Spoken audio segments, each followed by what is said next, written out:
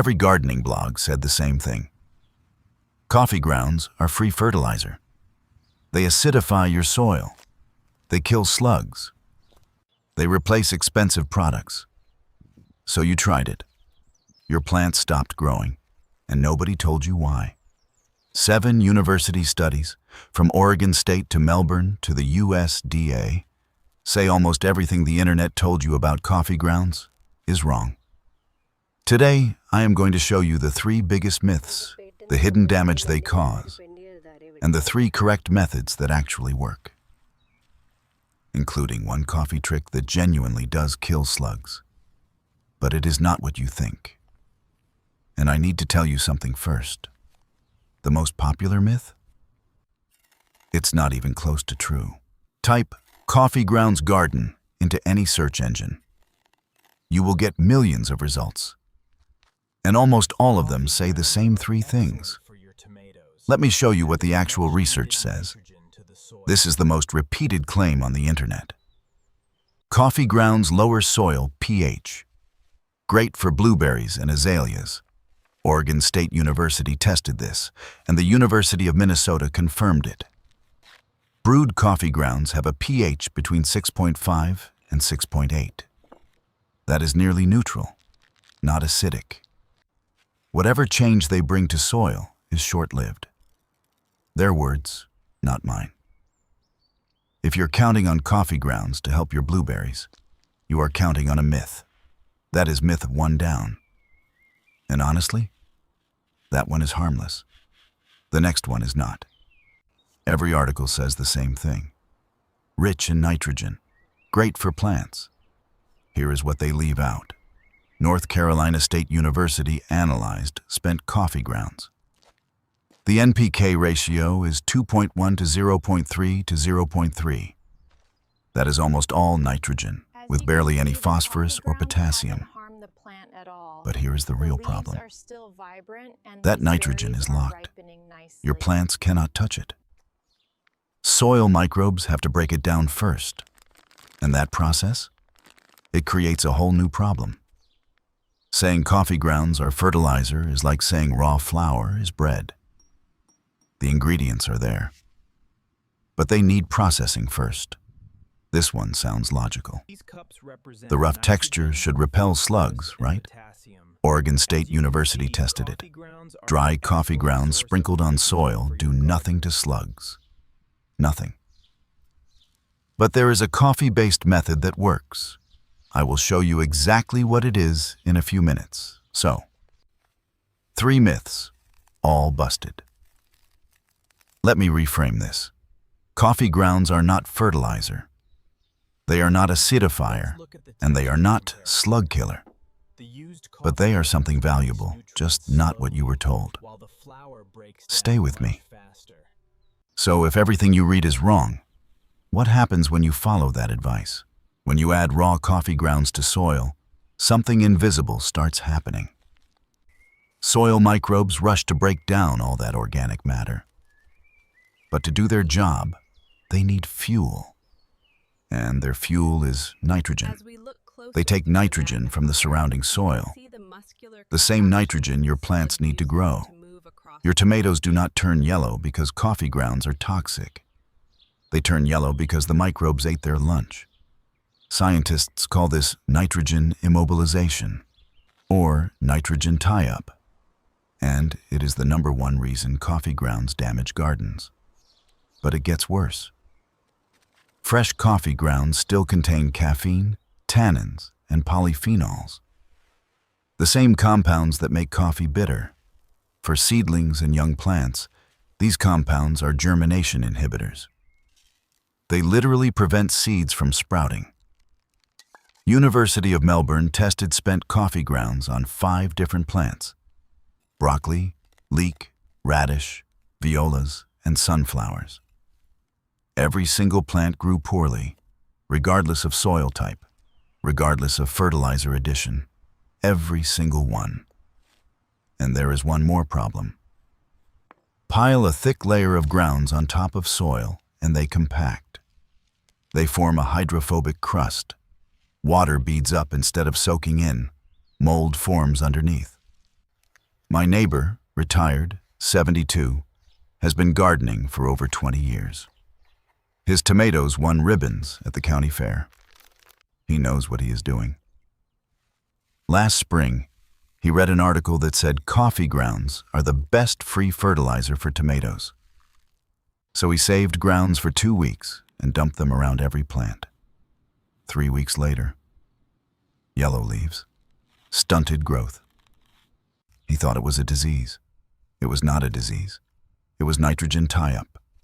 20 years of experience, one bad article, a whole growing season. So if you cannot just sprinkle it, what can you do with 6 million tons of free organic matter?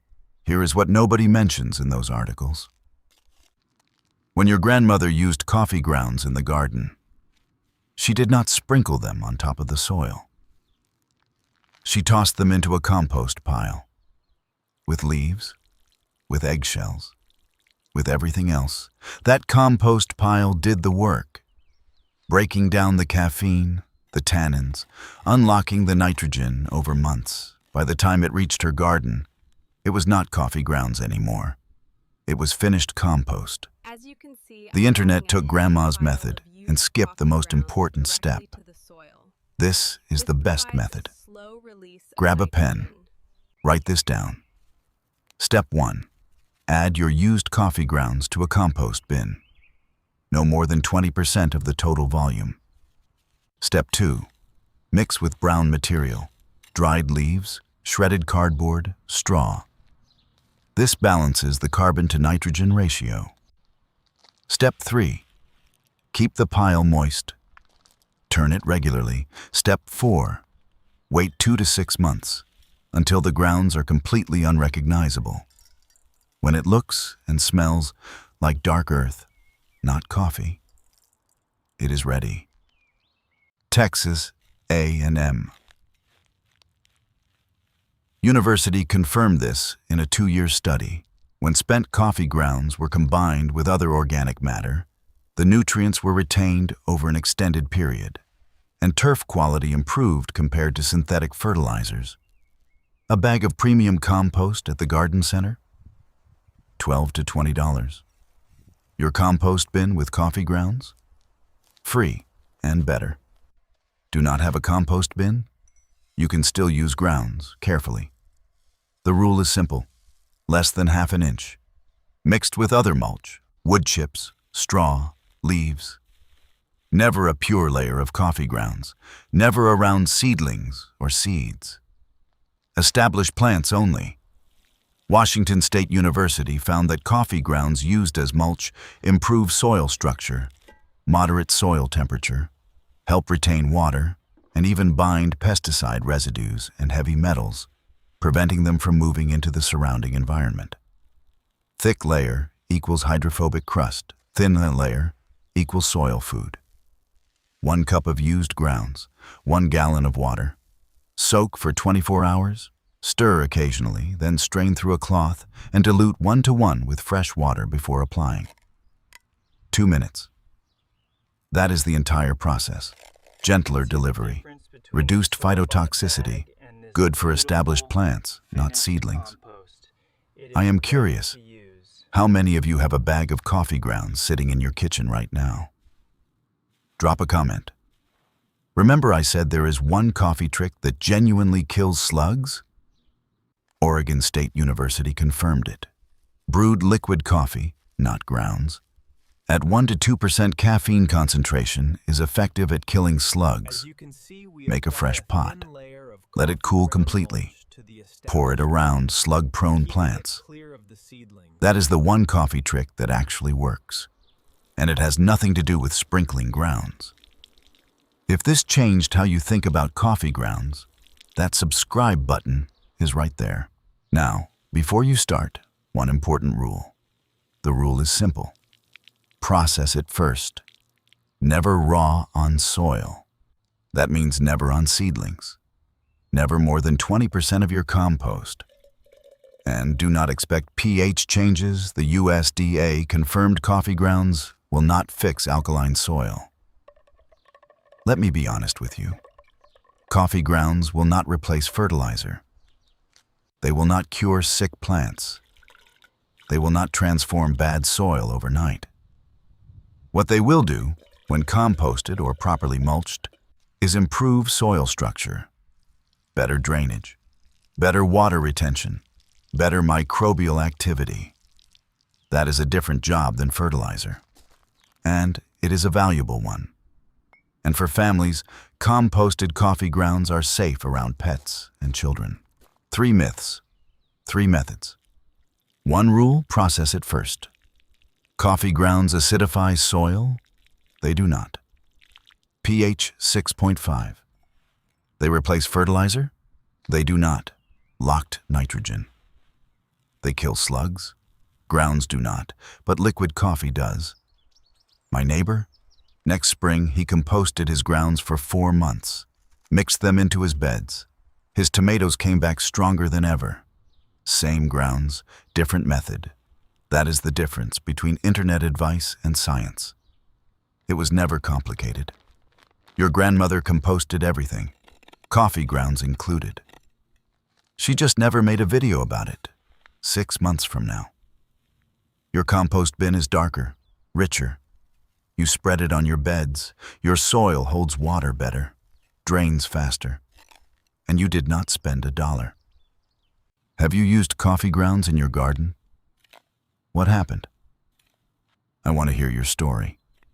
Drop a comment. I read every single one. Your compost bin is step 1. But there is another kitchen ingredient that most people are using completely wrong. I will show you what it is. Right here. Go grow something beautiful.